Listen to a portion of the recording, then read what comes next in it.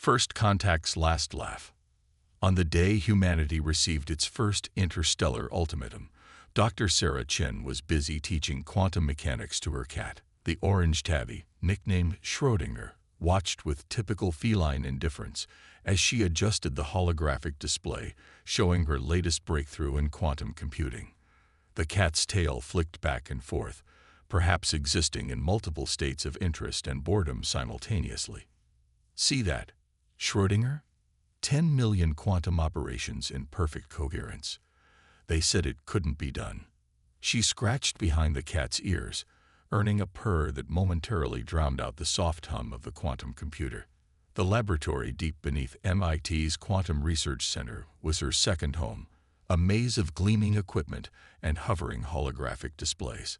Her team had gone home hours ago, leaving her alone with a breakthrough that would soon make history in ways she couldn't imagine.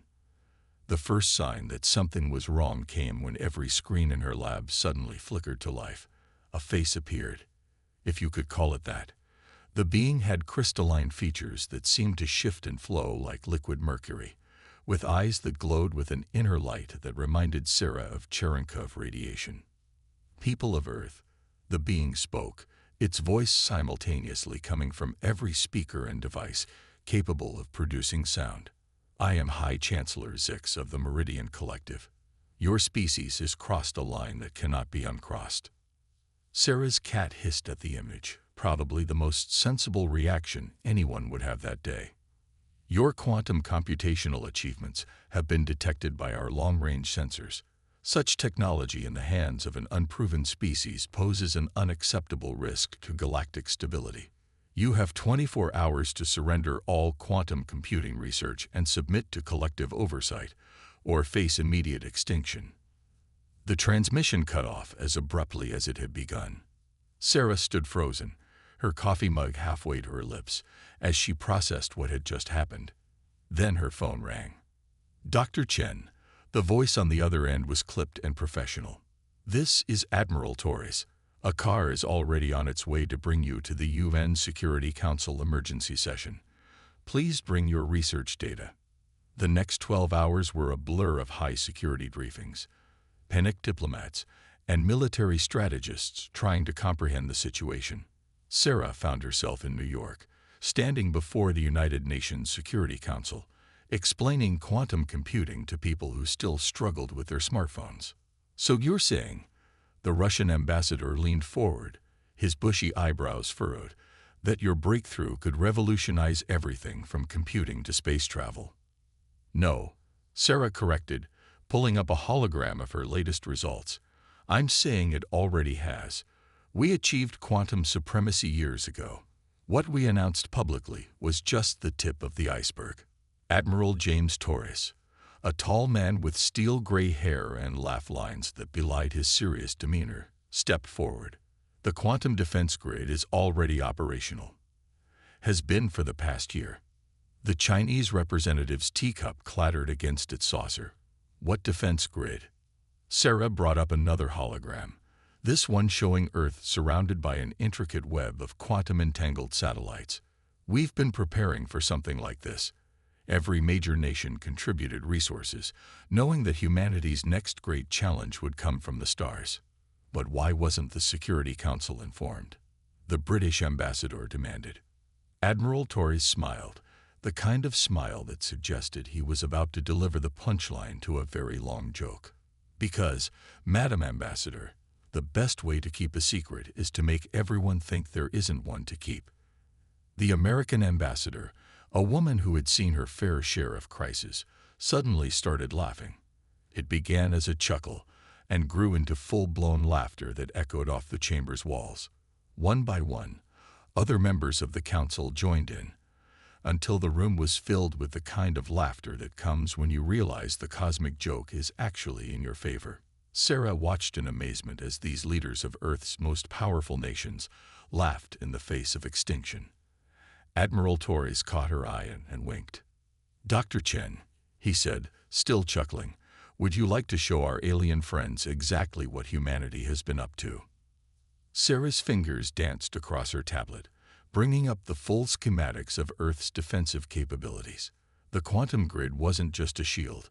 It was a weapon, a communication system, and a computing network all in one. Humanity had taken quantum mechanics and turned it into an art form.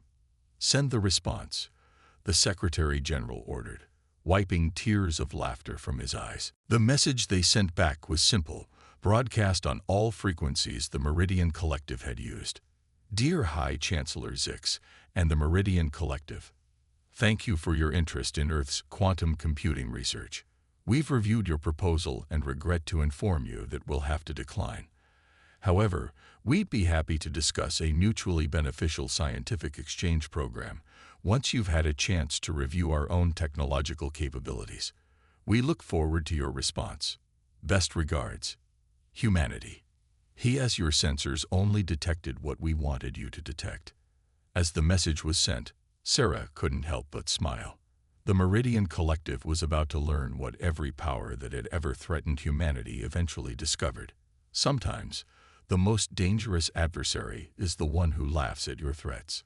In orbit, Earth's quantum defense grid hummed to life, invisible to conventional sensors, but ready to demonstrate why humanity's breakthrough wasn't just about computing power.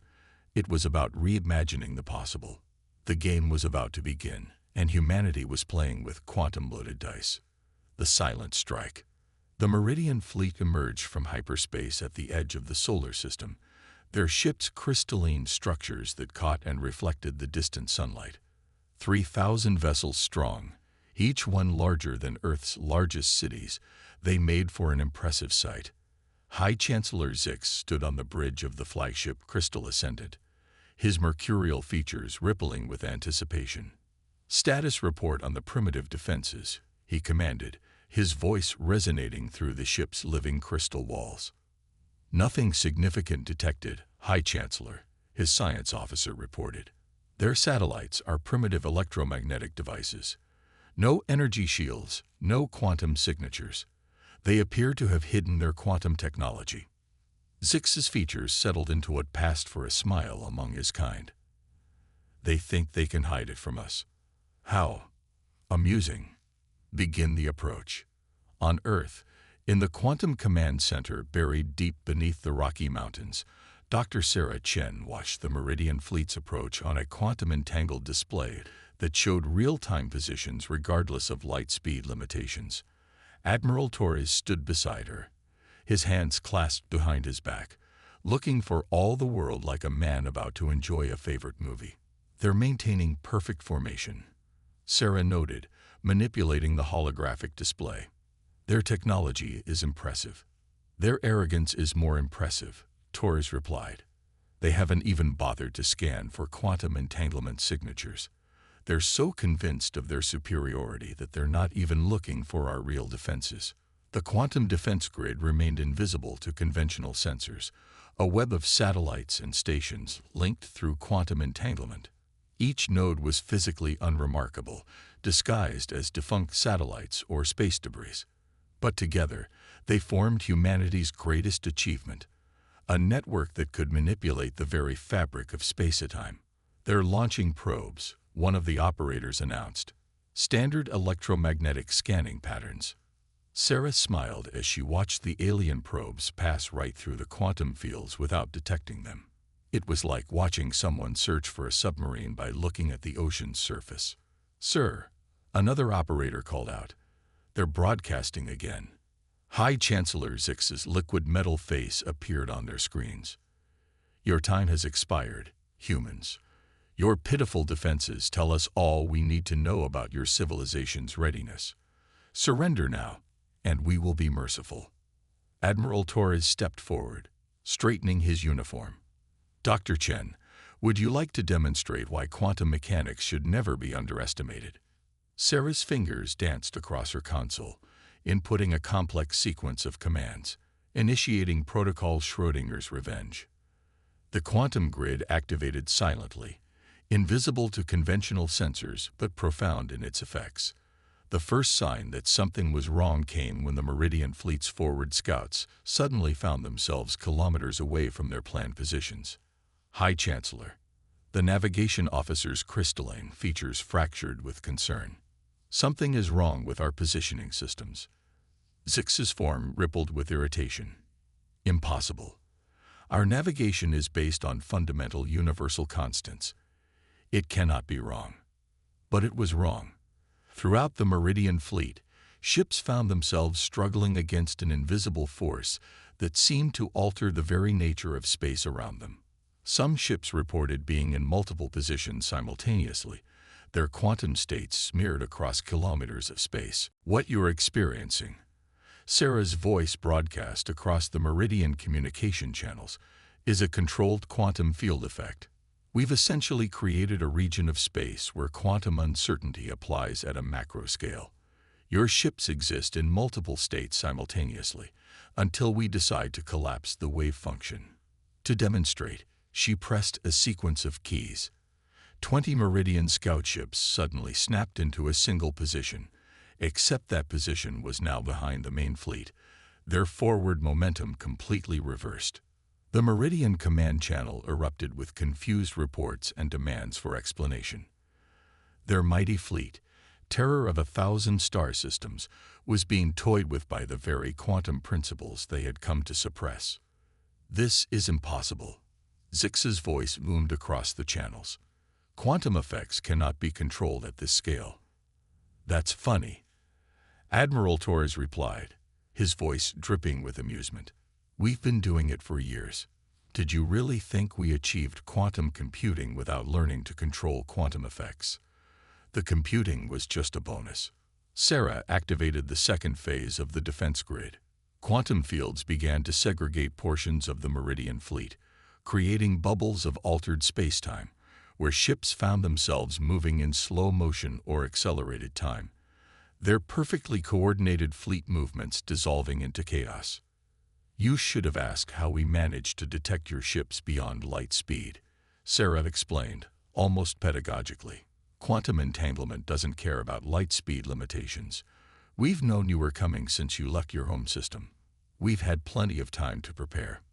In the command center, officers watched with professional satisfaction as the mighty Meridian fleet floundered in the quantum tide.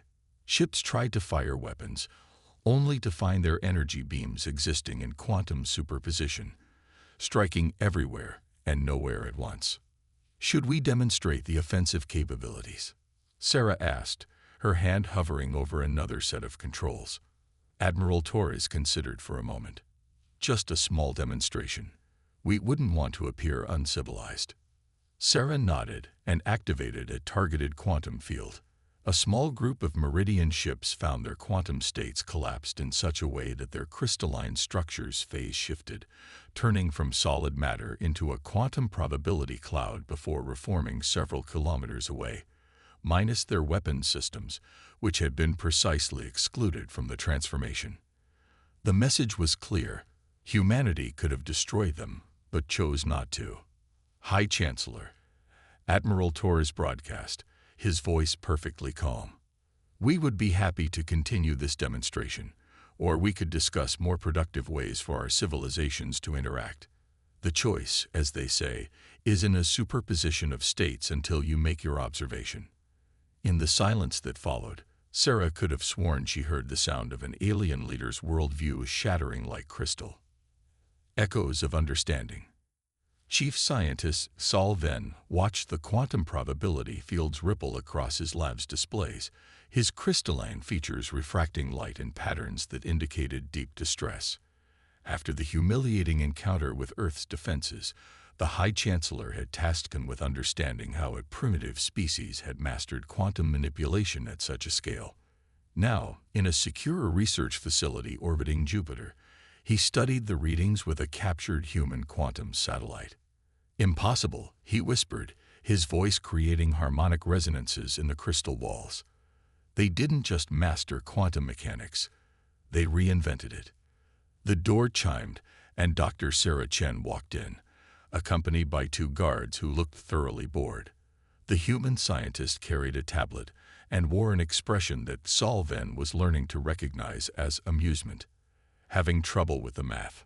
She asked, gesturing at his chaotic displays.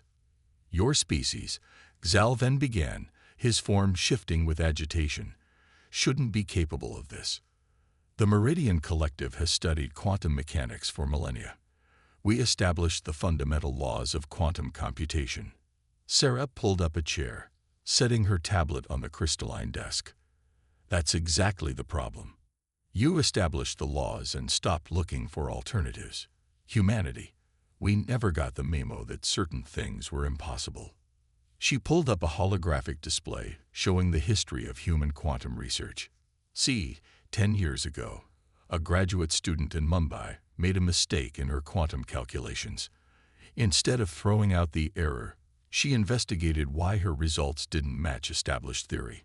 That led to the discovery of quantum state manipulation through probability density modification. But that violates the core principles of. Zalven stopped, his crystalline structure momentarily clouding with revelation. Unless our fundamental assumptions about quantum state collapse were wrong. Bingo. Sarah grinned. We didn't try to control quantum states directly. We learned to manipulate the probability of where and how they would collapse. It's like, instead of trying to catch a quantum fish, we learned to reshape the pond it swims in. Meanwhile, aboard the Crystal Ascendant, High Chancellor Zix faced a different kind of crisis.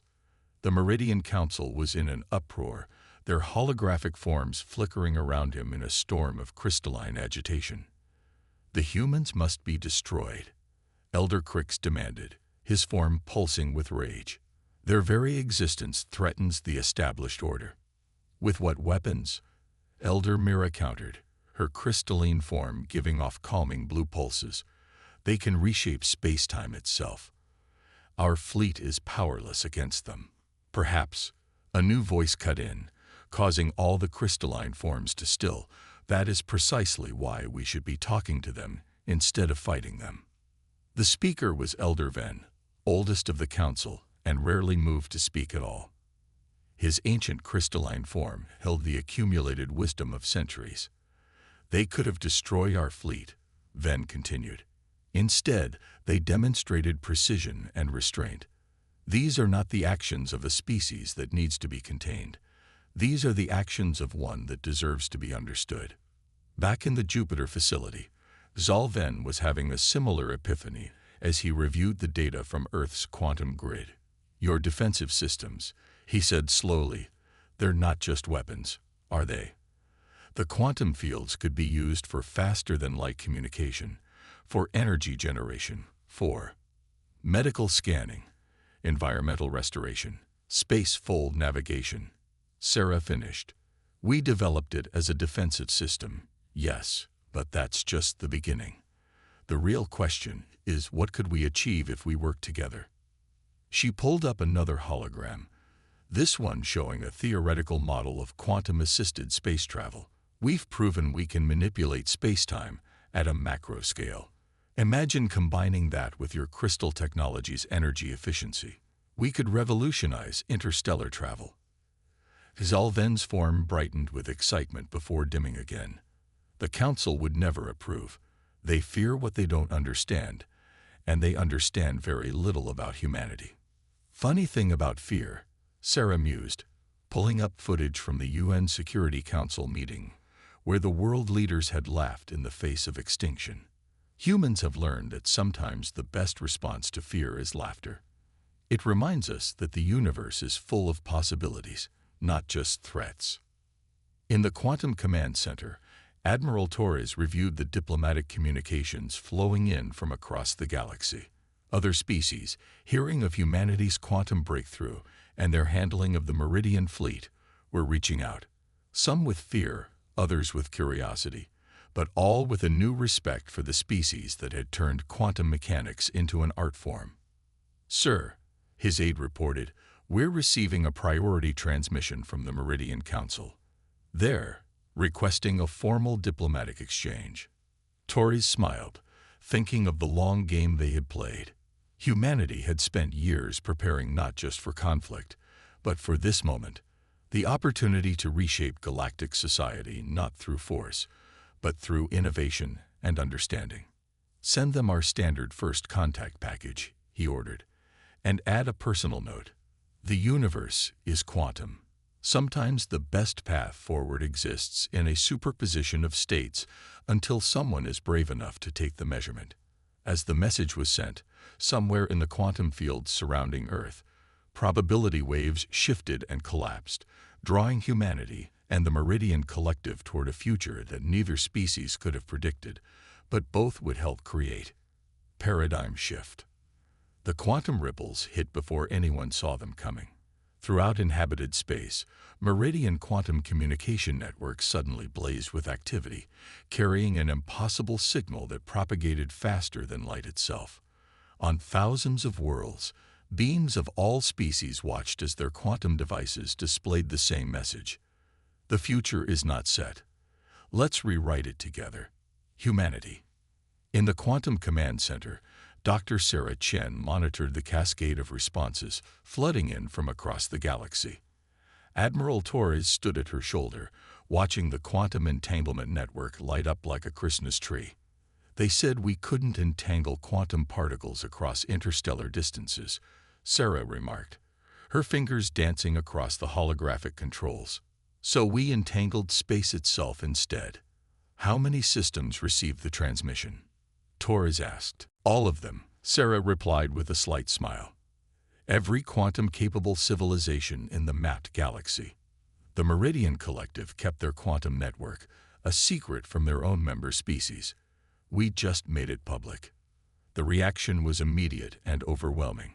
Across the Meridian Collective, subject species that had been kept in technological darkness suddenly realized the full scope of what had been hidden from them. The crystalline communication channels blazed with demands for explanation. On the Crystal Ascendant, High Chancellor Zix faced a barrage of holocalls from planetary governors and species representatives. His liquid metal features churned with barely contained fury. How dare they? He raged to his assembled advisors. They've compromised the entire network. They've exposed the truth. Elder Ven's hologram interrupted, his ancient crystalline form pulsing with calm authority. They've exposed nothing that shouldn't have been shared centuries ago. The question is not what humanity has done, but what we have failed to do. Meanwhile, in the Jupiter Research Facility, Ven was making a discovery that would shake the foundations of Meridian society. Working with Sarah's quantum probability models, he had found something extraordinary in the crystalline technology that formed the basis of Meridian civilization. Dr. Chen, he called out, his usually precise voice trembling with excitement. You need to see this. Sarah walked over to his workstation, where a complex quantum simulation was running. What am I looking at? Our crystalline technology. It's not just compatible with your quantum probability manipulation. It's perfectly suited for it, almost as if. He paused, his form flickering with revelation, almost as if it was designed for exactly this purpose. Sarah's eyes widened as she processed the implications. You're saying your ancestors might have had this technology, that they understood quantum probability manipulation. Not just understood it, Ven replied. I believe they mastered it. But somewhere along the way, that knowledge was lost or deliberately hidden. The discovery spread through the quantum network like wildfire. Across the galaxy, scientists began examining their own ancient records with new eyes. Species that had been part of the collective for millennia found hints of a forgotten age when quantum technology had been more than just computation and communication. Admiral Torres received the reports with growing satisfaction. How long until the rest of the quantum defense grid is ready? The new nodes are deploying now, Sarah responded, showing him a map of quantum probability fields extending far beyond Earth's solar system. Within hours, we'll have a network that spans the entire local cluster. Any species with quantum capability will be able to join, and those without. Sarah's smile turns slightly mischievous. We're releasing the basic principles as an open-source package. Let's see what other species can do when they're not told something is impossible. The response exceeded even humanity's expectations. Within days, new quantum signatures began appearing across the galaxy as other civilizations implemented and improved upon the shared technology. The Meridian Collective's monopoly on quantum science crumbled in the face of unprecedented cooperation and innovation. But not everyone embraced the change. A faction of hardline Meridian purists, led by Elder Cricks, prepared for one final attempt to maintain their power. They gathered their remaining fleet, equipped with weapons that drew upon the darkest applications of crystal technology. If we cannot control quantum science, Cricks declared to his followers, then we will ensure no one can use it. Their plan was as ambitious as it was desperate. To create a cascade failure in the quantum probability fields, causing a chain reaction that would render quantum manipulation impossible across vast swaths of space. What they didn't expect was the response from their own people. As Cricks's fleet prepared to launch their attack, they found their own crystal ships responding to new quantum frequencies that resonated with long-dormant protocols buried in the very heart of their technology. Sarah and Talven had discovered more than just ancient compatibility. They had found the original safeguards built into the very foundation of Meridian technology. As Cricks's fleet prepared to fire, their ships began to transform, crystal structures realigning themselves according to protocols written by their long-forgotten ancestors. Your civilization didn't lose this technology, Sarah explained over an open channel to the stunned fleet. You evolved past the need for it, but kept the safeguards, just in case someone like us came along to remind you of what you once were, and what you could be again. The revolution wasn't won with weapons or warfare, but with understanding and revelation. As Cricks's fleet stood down, their crystal ships humming with reawakened potential, the galaxy witnessed something unprecedented. The birth of a new age of quantum science, built not on control and secrecy, but on collaboration and shared discovery. Human laughter, it turned out, had been the key to unlocking the galactic renaissance. The final equation. 3 months after humanity had turned the galaxy's understanding of quantum physics inside out, Dr. Sarah Chen found herself standing in a place she never imagined would exist. The Grand Chamber of Universal Sciences on the Meridian homeworld. The vast crystalline dome above her head shimmered with quantum probability fields, creating displays of mathematical beauty that would have been impossible just months ago. Remarkable, isn't it? Zalven said beside her, his crystalline form refracting the light in patterns that Sarah had learned to read as joy. In all our history, we never imagined our chamber could do this. The quantum resonance patterns were always there, waiting to be awakened. The chamber was filled with scientists from across the galaxy, their forms as varied as their approaches to quantum mechanics. Floating energy beings discussed probability waves with silicon-based mathematicians. Crystalline meridians shared insights with carbon-based humans. The boundaries between species had become as fluid as quantum states themselves. Admiral Torres, standing at the chamber's podium, couldn't help but smile at the sight. Remember when they threatened to exterminate us? He whispered to Sarah. Now look at them. They're trading quantum computing jokes. But beneath the atmosphere of cooperation and discovery, a final challenge was brewing. The quantum probability fields that now connected much of the galaxy had revealed something unexpected. Space itself was changing. The increased use of quantum manipulation was having effects that no one, not even humanity, had predicted. We're seeing quantum entanglement on a cosmic scale, Sarah explained to the assembled scientists, her holographic displays showing the spread of quantum effects through the galaxy. The more we manipulate quantum probabilities, the more the fabric of space-time itself is becoming entangled. High Chancellor Zix, who had traded his role as military leader for that of chief scientific coordinator, moved forward. His liquid metal features reflected the concern in his voice. Could this lead to a collapse of normal space-time? Not exactly, Sarah replied, bringing up a new set of equations, but it is changing the fundamental nature of reality. The question is, do we try to stop it, or do we learn to work with it? The debate that followed was unlike anything in galactic history. Species that had been enemies for millennia now worked together, combining their unique perspectives to understand this new phenomenon. The Meridian's crystalline technology provided perfect recording matrices for quantum states. Human innovation offered new ways to approach old problems. Other species brought their own insights, each contributing to a greater understanding. In her private lab aboard the research station, Sarah worked through the night with solven, trying to crack the final equation that would explain what was happening to space itself. Her cat Schrödinger, who had somehow become the unofficial mascot of the quantum physics revolution, watched from his perch atop a crystal computing node. "It's not just about probability manipulation anymore," Sarah muttered, staring at the equations floating before her. "We're not just changing how we observe quantum states, we're changing the nature of observation itself." Zalven's form brightened suddenly. What if that's the point? What if this is what our ancestors understood? That consciousness, observation, and quantum mechanics are all part of the same equation. The revelation hit Sarah like a lightning bolt. She began typing frantically, her fingers flying across the holographic interface. "The universe isn't just stranger than we imagine," she quoted. "It's stranger than we can imagine. Except, we're not just imagining anymore. We're participating." The equation that took shape before them was beautiful in its simplicity.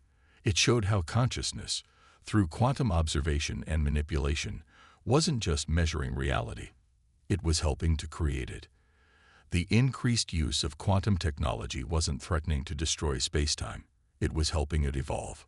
When they presented their findings to the gathered species, the reaction was beyond anything they could have expected. The equation didn't just explain what was happening.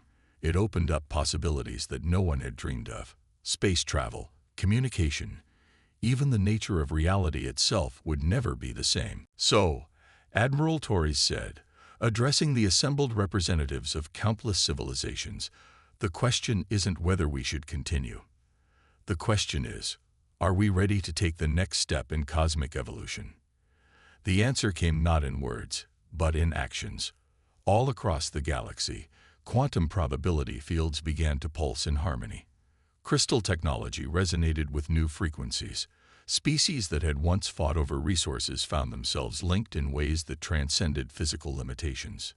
Humanity's laughter in the face of extinction had started more than just a scientific revolution. It had sparked an evolutionary one. The galaxy was becoming something new, something that combined the best aspects of all its inhabitants. In the Quantum Command Center back on Earth, now a hub in the galactic quantum network, Sarah watched the transformation with a sense of wonder. Schrödinger purred contentedly in her lap as probability waves danced across her displays. "You know what's funny?" she said to her cat. "All of this started because we didn't know something was supposed to be impossible." The cat blinked at her with eyes that might or might not have understood quantum mechanics, existing in a superposition of feline wisdom and simple felinity. Across the galaxy, the light of stars began to dance with new patterns, visible only to those who knew how to look. The universe itself seemed to be laughing, and this time, everyone was in on the joke. Humanity had done more than survive an extinction threat. They had shown the galaxy how to embrace the impossible, how to face the unknown with curiosity instead of fear, and most importantly, how to laugh in the face of cosmic uncertainty. The future was no longer a fixed point, but a probability wave of infinite possibility. And somewhere in the quantum fields that now connected all of space, the echo of human laughter continued to ripple outward, a testament to the species that had dared to rewrite the rules of reality itself.